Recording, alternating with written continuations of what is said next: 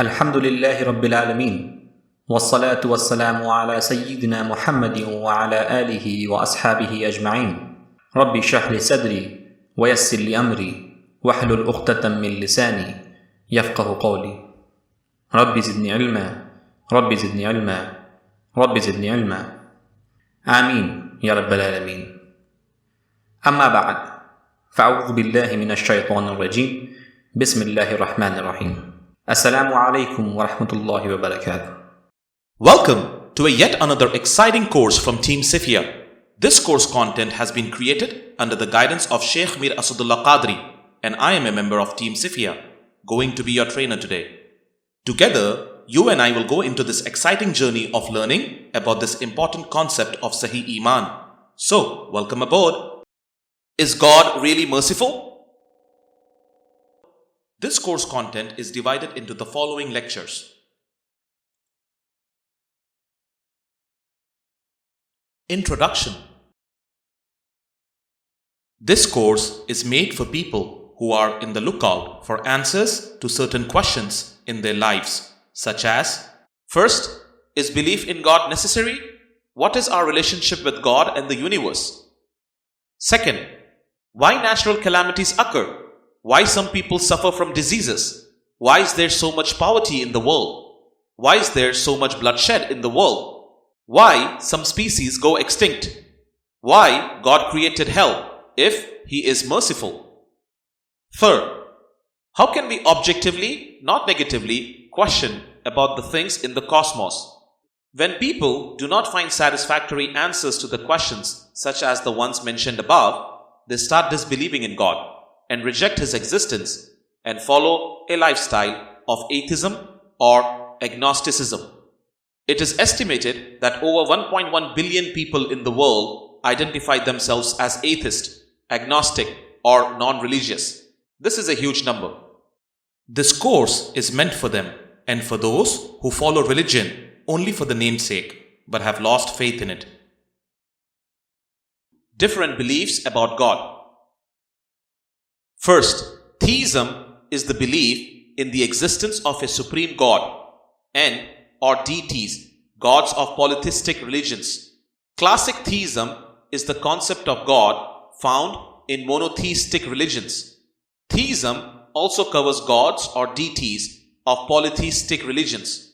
Non-rejection of revelation is the characteristic of theism. Second, deism is a belief in the existence of a God on the evidence of reason and nature only. It is a belief in God who created the world but has since remained indifferent to it. Third, atheism is the rejection of belief in the existence of God, or it is an absence of belief that God exists.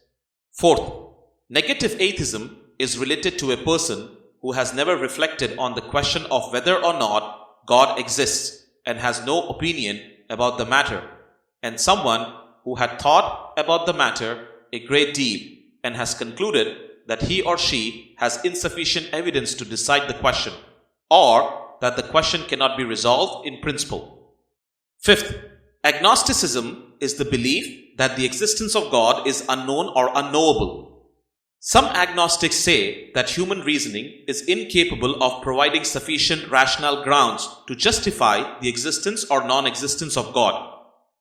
Sixth, irreligionism or non-religionism is indifference to or rejection of religion. The above beliefs are distinct even though these appear to overlap with each other. Together, they reject the existence of God. In the broader sense, atheism is a religion with different shades of beliefs within it, as described above.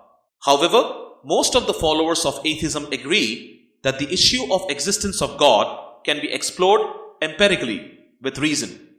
They do not claim that their faith in non-existence of God is a justification for their non-belief in God. Belief in God and His universe. Analytic philosopher Alvin Plantinga argues that trust in God is the same as our trust in our physical faculties, meaning trust in God is inherent in human beings. It is like believing that there are other minds beyond our own, which require no evidence. Philosopher Ralph McLerney argues that belief in God is reasonably followed from our observations of the natural order in the cosmos and the law-like character of natural events. The extent of this natural order is so pervasive as to be almost innate, providing a prima facie evidence about the existence of a supreme being or God. Once a person is convinced that there exists a God who has created the cosmos, then the first question that comes to his or her mind is, how is God? All people who believe in the existence of a supreme being agree that God is self-existent and the existence of everything in the cosmos is dependent upon him because it is his creation. Within the followers of one God, there are different beliefs. Some consider God incarnates into a human being. Some say there are smaller gods responsible for different works in the cosmos. Some say God has a physical body. Some say God can lie and associate all evil in this cosmos with him. Among all, the belief that the cosmos and all its inhabitants are God's creation appeals to the logical mind. When someone meditates on this topic, he understands that God's creations are appearing in the cosmos in specific shapes or forms or characteristics as per the requirement of their existence. Among his creations, human beings enjoy special status as they are provided with superior intelligence. It is also a fact that God has created this cosmos in a balanced way, meaning all the things in the cosmos are interdependent and their existence is vital to the existence of the cosmos. When the logical mind comes to this stage of understanding, then the next questions that come to the mind are, why do natural calamities occur? Why do some people suffer from diseases? Why is there so much poverty in the world? Why is there so much corruption, bloodshed, and violence in the society? Why do some species go extinct? Why has God created hell if he is merciful? I have answers to these questions very briefly below.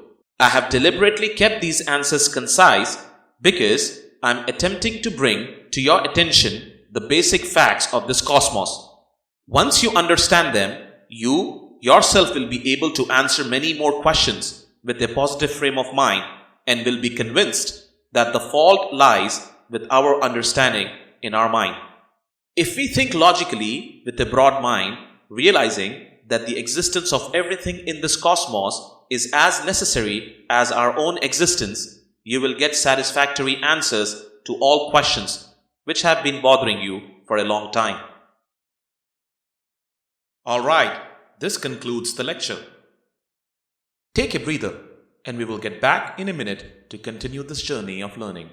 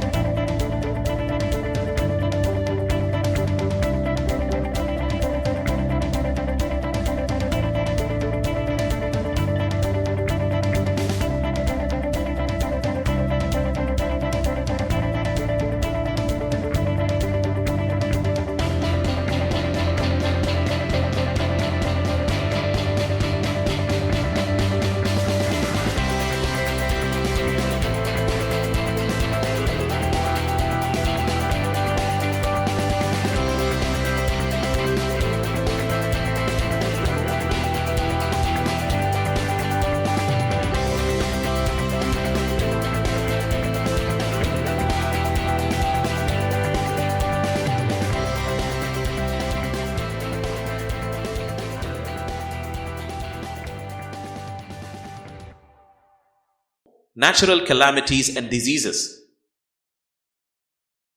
From a human being's point of view, something appears good and something appears bad because they think if a thing is harmful to them, it should be eliminated from the cosmos. This viewpoint is not correct because they think they own this cosmos and everything else that is not important to them is not essential. They focus only on their survival and not on the survival of other creatures or factors in the cosmos. The cosmos is a living place for all the creatures, not just human beings. Human beings are provided with common sense and intelligence, and they are expected to stay away from things which may potentially harm them. To hate certain things in the cosmos and think that they should not have been there is an unreasonable proposition. If an individual thing which you do not like is eliminated, then this may have a domino effect, as everything is interdependent, forming a balance of existence in this cosmos. Once this balance is affected, it may have a catastrophic effect on the life of this planet. Natural fires. When we look at natural calamities from human beings' perspective, we feel it is bad. But if you see things taking out the glasses of bias in terms of good and bad, you will know that a naturally occurring forest fire is necessary for the survival of the forest. The old wood needs to be burned for the new wood to sprout on earth, and this way the resources of the human beings are redeemed. The natural forest fires are different from man-made fires which erupt from the negligence of human beings. In these fires, the resources in the forest are destroyed, which cause damage to the environment. People have been provided with intelligence. They should learn to live in a society and should be explained that these resources are essential for the survival of humanity. This is criminal negligence, which should be punished as a deterrent for others to follow the rules of law. Earthquakes. Earthquakes are an important phenomenon of nature. Their occurrence is because of adjustments of tectonic plates of the earth. These plates or rocks need to adjust as the heat within earth gradually cools down. If they do not adjust, the earth may disintegrate into pieces and everything on earth will be annihilated. Human beings have been provided with intelligence. They know that earthquakes are essential for the survival of planet Earth. They will continue to happen during their lifetime and beyond. We also know that these cause damages to human life and property. What is required is that we do research and find out the potential areas or periods of earthquakes. Prepare the people of that area to safeguard themselves from their imminent occurrence. The dwellings in these areas should be built, keeping this fact in view to reduce or eliminate the damage, etc. Floods. The rain is important for the survival of almost every living thing on earth. Rain should fall and fall abundantly so that our drinking water and agricultural or irrigational requirements are met. Heavy rainfall is a blessing for us. When there is heavy rainfall, the ants and small creatures on earth are drowned and killed. From the ants' perspective, rain is harmful and fatal. But from the perspective of the life on earth, rain is important. It is also important from the point of view of ants' future generations. If there is no rain, they will all die. Human beings are provided with intelligence and resources. They are expected to preserve the excessive rainwater for future use for drinking or irrigation or agriculture. They should not let this destroy their homes and property. They are expected to make arrangements for the water to get drained rather than destroy the houses. Disease. God has created microorganisms as the building blocks of everything on earth and in the cosmos. The microscopic world is important for the survival of life on this planet. The existence of viruses and bacteria is equally important for the existence of varied life on earth. A virus which is good for some animal or plant may not be good for the human being. A bacterium which is good for the survival of other creatures may not be good for human beings. Since we all live side by side on the planet, sometimes the viruses or bacteria which are meant for the benefit of other creatures come in contact with us, and as per their nature, they act or grow. It so happens that their natural growth becomes harmful for us and often becomes fatal. As a result of this, human beings suffer and sometimes die. When we look at the suffering of a person from the disease, we feel bad and quickly blame God for that. How come God is responsible for that? Prevention of disease. God knew the possibility of human beings suffering from certain bacteria or viruses which are meant for other creatures or vegetation. And look at His mercy on us. To protect us from various ailments, He provided us with knowledge about medicines. He has made some human beings as medical doctors. He has helped us in inventing machinery to diagnose ailments, and people are continuously being treated from diseases. Earlier, there were many fatal diseases. Now, we have discovered a cure or vaccine for most of them through research. God has given us intelligence. Let us do research. He will show us ways to reduce and eliminate human ailments. God has provided a cure for every disease. We need to discover it using our intelligence and resources that He has provided. It is our responsibility to strive for it. Extinction of some species. Life on earth is constantly evolving. We are different from our ancestors in many ways. Similar is the case with animals and their species. Everything is subjected to change, and everything is changing on this planet. Why is it so? It is because the planet is a living thing. It cannot remain stagnant. If it becomes stagnant, it will be a dead planet. There is no movement in a dead body. When we look at extinctions of certain species, animals and their evolution, we know that our planet is a living thing. It is not dead. We should learn to increase our knowledge and avoid complaining. Poverty. Poverty is the creation of human beings. God has provided us with abundant resources on the planet. The even rulers or corporates amass wealth. When the resources are held by a few, the majority suffers. These troublemakers should be punished for their crimes. How can they be brought to justice? There should exist a universal justice system on this planet with which these troublemakers should be brought to justice. Sometimes there are famines with which our sustenance is severely affected. Sometimes in the natural calamity, areas affected suffer from food shortages. We know these things are common occurrences and are the result of multiple factors. We have intelligence. We should prepare ourselves to meet such emergencies in an efficient way. Corruption, bloodshed, and violence on earth. Corruption, bloodshed, and violence is the act of tyrants on the innocent masses carried out on earth. How can God be blamed for it? The evildoers corrupt and kill fellow human beings and enjoy the violent carnage and destruction. There must be a justice system with which these tyrants are punished. Sometimes a tyrant kills millions of people, spends his life in luxury, and dies while he is still in power.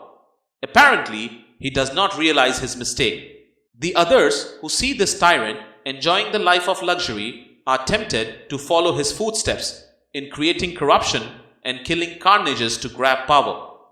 This cycle of violence, corruption, and bloodshed continues unabated, and innocent people are killed unnecessarily without their mistake. What is the deterrent for these people? Sometimes it so happens that good people fight against such tyrants and they die in agony without achieving their objective. How do we deal with these scenarios? Creation of paradise and hell. When we meditate on these facts, the logical mind concludes that when God has created us, He also created everything that was needed for our survival and continuity on earth. For an efficient system to survive, a strong justice system and law enforcement machinery is needed so that the wrongdoer can be punished and good people can be rewarded. When we think further, we would realize that God did not create the world and leave it in the hands of tyrants to kill others and create mayhem. He does not ignore the people who are fighting for justice on this planet. He must have established a strong justice system as He has established other things in this cosmos. When we understand this, we will understand the necessity of hell and paradise. The hell and paradise are part of the creation of this cosmos.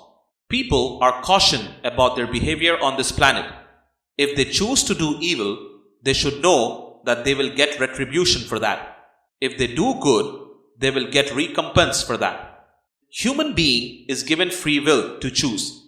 It is we who are responsible for our deeds and resulting consequences or rewards.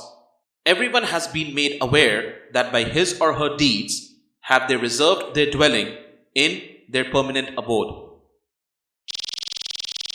Question objectively about things in the cosmos. If we look at the whole picture of life on earth, we realize that it is we who are to be blamed for all our suffering. It is important that we learn to respect our Lord and do not stage a rebellion against Him in ignorance. We should learn to objectively question ourselves, seek God's assistance in finding solutions for them. He will show you the way for your safe and secured life on this planet. Since God has provided us with intelligence, we are required to use this intelligence for improving the conditions and make this planet a better and secured place for entire humanity. This is the reason when we ponder and do research, He opens the door of possibilities for us. It is by doing research that we have made airplanes, ships, cars for our transport. We are using artificial intelligence, big data management to make life easy and efficient for human beings. If we use all this research and technology for the benefit of mankind, we are doing what we are required to do. But if we use our research for developing nuclear and biological weapons to use against other civilizations or countries to annihilate them, it is evil. God did not create you to annihilate His creatures. Be mindful, you may be severely punished for such actions. Alright, this concludes the lecture. Before you go, you can find more information of many other Islamic topics like the one we discussed in this course at sahiiman.com/books. Hundreds of books available explaining multiple Islamic topics up for grabs for free, so do check it out. Thank you for signing up for this course. We hope you had a great time learning about this important topic as we had preparing this course for you. See you again for another exciting learning experience at the correct Islamic Faith International Academy. Until then, it's goodbye from us at Team CIFIA.